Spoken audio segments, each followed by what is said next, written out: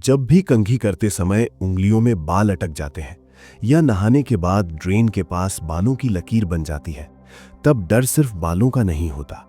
डर ये होता है कि कहीं मेरा शरीर मेरी बात सुनना बंद तो नहीं कर रहा, कहीं मैं धीरे धीरे खुद को खो तो नहीं रहा। अगर आज आपके साथ भी यही हो रहा है तो रुकिए, इस पल अपने भीतर एक बात साफ सुनिए। बाल गिरना हमेशा सजा नहीं होता, कई बार ये शरीर का संदेश होता है, एक संकेत कि अंदर कुछ ऐसा है जिसे ध्यान चाहिए, पोषण चाहिए, आराम चाहिए और सबसे ज्यादा स्नेह चाहिए। हम अक्सर बालों को केवल सजावट समझते हैं, लेकिन सच ये है कि बाल हमारे भीतर चल रही ऊर्जा, रक्त प्रवाह, हार्मोन संतुलन, पाचन और मानसिक दबाव का आईना भी होते हैं। शरीर एक बुद्धिमान व्यवस्था है, वो सबसे पहले जीवन की रक्षा करता है, फिर सुंदरता की। जब तनाव बढ़ता है, नींद घटती है, पोषक तत्व कम होते हैं या पाचन कमजोर होता है, तो शरीर अपनी शक्ति हृदय, मस्तिष्क, यकृत जैसे मुख्य अंगों को देता है। तब बालों को उतनी प्राथमिकता नहीं मिलती। इसलिए अपने बालों के गिरने पर खुद से नाराज मत होइए, अपने शरीर को दोषी मत मानिए। ये वही शरीर है जो हर दिन आपके लिए काम करता है। अब वो आपसे कह रहा है, मुझे संभालो। आज की ये बात केवल फूड लिस्ट नहीं है, ये एक छोटी सी यात्रा है जिसमें हम अपने शरीर को फिर से भरोसा दिलाएंगे कि हम उसके साथ हैं। और हाँ, हम 5 ऐसे सरल, आसानी से मिलने वाले सात्विक आहारों की बात करेंगे जो बालों की जड़ों तक पोषण पहुंचाने में मदद करते हैं, साथ ही कुछ आदतें जो इस प्रक्रिया को तेज और टिकाऊ बनाती हैं।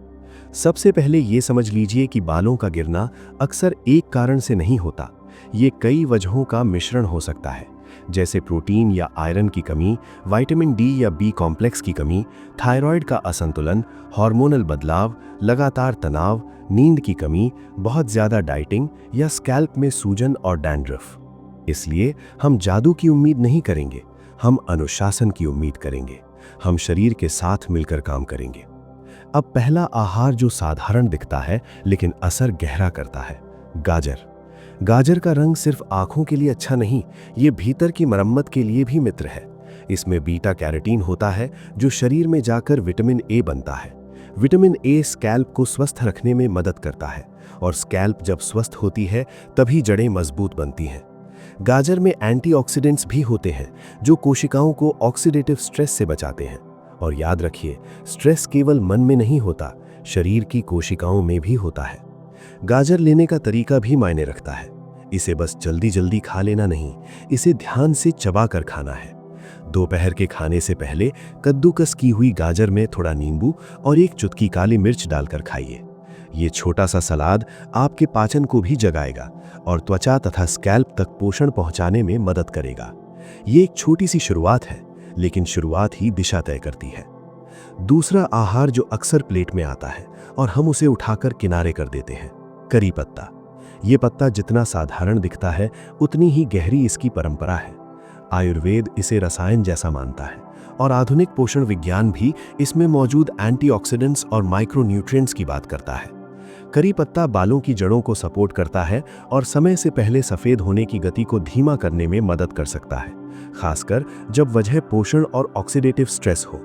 इसे अपनाने का सबसे सरल तरीका है सुबह 4 से 6 ताजे करी पत्ते खाली पेट धीरे धीरे चबाइए। शुरुआत में स्वाद कसैला लगेगा, लेकिन यही कसैलापन कई बार भीतर की सफाई में मदद करता है।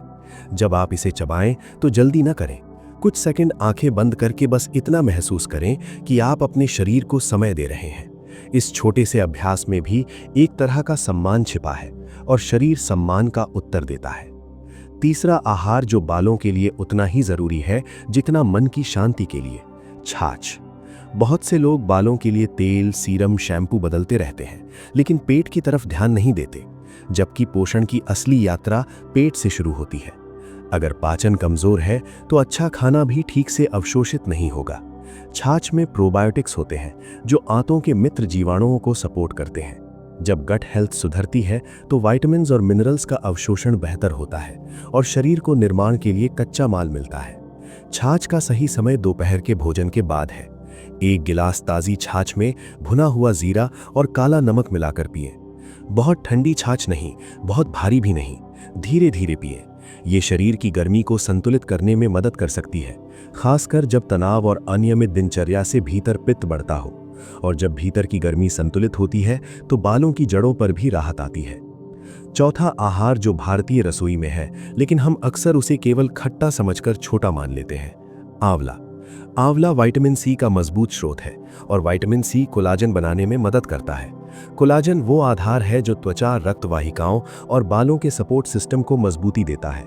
इसके साथ ही आंवला एंटीऑक्सीडेंट भी है और कई लोगों के लिए ये इम्यून सपोर्ट जैसा भी काम करता है। जब शरीर बार बार बीमार पड़ता है तो बालों पर असर आना आम बात है, इसलिए आंवला केवल बालों के लिए नहीं, पूरे सिस्टम के लिए सहारा है। आंवला लेने का तरीका सरल रखिए। सुबह खाली पेट आंवले का रस या फिर दिन में एक आंवला मुरब्बा या सूखा आंवला पाउडर गुनगुने पानी के साथ। जो भी आपके लिए टिकाऊ हो वही चुनिए। टिकाऊ मतलब जो आप 12 हफ्ते कर सके, क्योंकि शरीर को भरोसा निरंतरता से मिलता है, जल्दी बदलने से नहीं। पांचवा आहार जो बालों को अंदर से स्नेह देता है, बादाम। बादाम में विटामिन ई, मैग्नीशियम और हेल्दी फैट्स होते हैं। ये सिर की त्वचा और बालों की बनावट को सपोर्ट करने में मदद कर सकता है, खासकर जब रूखापन, टूटना और बेजानपन समस्या हो। लेकिन बादाम का सही तरीका भी जरूरी है। सूखा बादाम कुछ लोगों के लिए भारी पड़ सकता है। रात को 4 या 5 बादाम पानी में भिगो दीजिए। सुबह छिलका उतारकर धीरे धीरे चबाकर खाइए, जल्दबाजी न करें।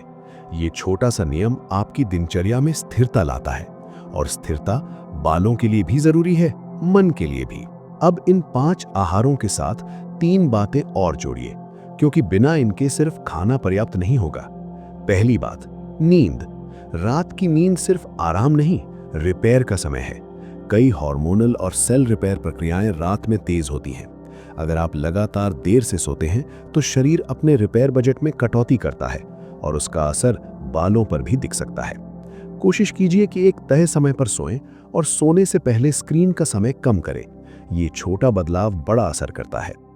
दूसरी बात, तनाव का प्रबंधन। तनाव केवल एक भावना नहीं, ये शरीर में चलने वाली रासायनिक प्रक्रिया भी है। लंबे समय तक तनाव रहने पर रक्त प्रवाह, हार्मोन और सूजन की प्रक्रिया प्रभावित हो सकती है, और जब खोपड़ी की त्वचा तक सही रक्त प्रवाह नहीं पहुंचता तो जड़ों को पोषण कम मिलता है। दिन में सिर्फ 10 मिनट शांत बैठकर लंबी सांसें लीजिए। गहरी सांस, धीमी सांस और फिर थोड़ी देर ठहराव। ये अभ्यास सरल है लेकिन असरदार है। इसे किसी नाम की जरूरत नहीं, बस इसे अपनी आदत बना लीजिए। तीसरी बात, सिर की हल्की मालिश। सप्ताह में 2 बार 5 से 7 मिनट। बहुत जोर से नहीं, नाखूनों से नहीं, उंगलियों के पोरों से धीरे धीरे। ये सिर्फ तेल लगाना नहीं, ये अपने शरीर को एक संदेश देना है कि मैं तुम्हें समय दे रहा हूं। आप चाहें तो हल्का सा नारियल तेल या तिल का तेल या जो आपके स्कैल्प पर सूट करे इस्तेमाल कर सकते हैं, लेकिन सबसे जरूरी है नियमितता और कोमलता। अब एक और सच्चाई जिसे लोग अक्सर नजरअंदाज करते हैं, बालों का चक्र समय लेता है। आज आप जो सुधार करेंगे उसका परिणाम अगले दिन नहीं दिखेगा। आमतौर पर 8 से 12 हफ्तों में बदलाव स्पष्ट होने लगता है। इसलिए जल्दी हार मत मानिए। कोई भी सही काम धीरे धीरे परिणाम देता है। प्रकृति जल्दबाजी नहीं करती, फिर भी उसका काम पूरा होता है। और हाँ, अगर बाल गिरना बहुत ज्यादा है, सिर में पैच बन रहे हैं या अचानक बहुत तेज गिरावट हो रही है, तो एक बार डॉक्टर से बेसिक जांच करवा लेना बुद्धिमानी है, जैसे thyroid, iron, vitamin D, B12, क्योंकि कभी कभी समस्या भावनात्मक नहीं, जैविक होती है, और उसका समाधान भी विज्ञान के साथ मिलकर ही बेहतर होता है।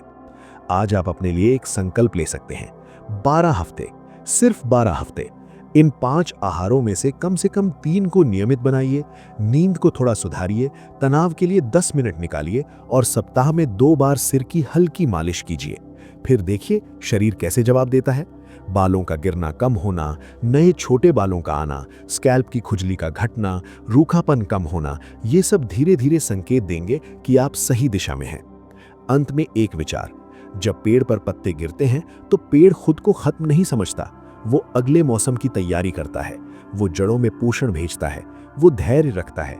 आप भी वही करें, अपने भीतर की जड़ों को पोषण दें, खुद को दोष देने के बजाय खुद को संभालें, क्योंकि जब भीतर संतुलन लौटता है तो बाहर की सुंदरता भी लौटती है। अगर ये बात आपके मन को थोड़ी शांति दे तो अपने भीतर बस इतना कहिए, मैं अपने शरीर के साथ हूं, और आज से एक छोटा कदम उठाइए, यही छोटा कदम कुछ महीनों बाद आपकी पहचान में बड़ा फर्क ला सकता है। प्रणाम।